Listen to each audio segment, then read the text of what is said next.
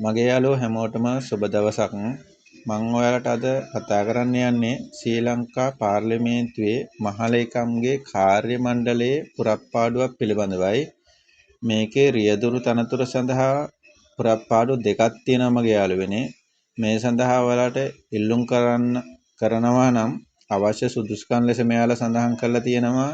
අපොස සාමාන්‍ය පෙළ විභාගය දෙවරකට නොවැඩි වාර ගණනකදී විෂයන් 6ක් සමත්ව තිබීම, වෘත්තීය සුදුසුකම් ලෙස බර වාහන ඇතුළු සියලුම පන්තිවල මෝටර් වාහන පැදවීම සඳහා බලපත්‍රයක් හිමිව සිටීම.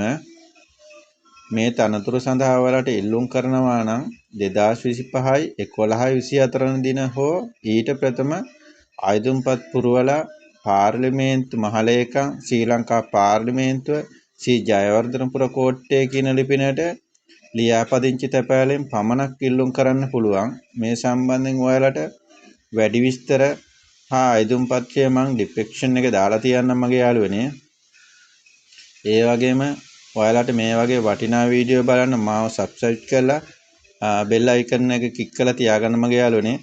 අලුත් වීඩියෝ එකකින් එනම් හම්බෙනතුරු ඔයාලට සුබ දවසක්.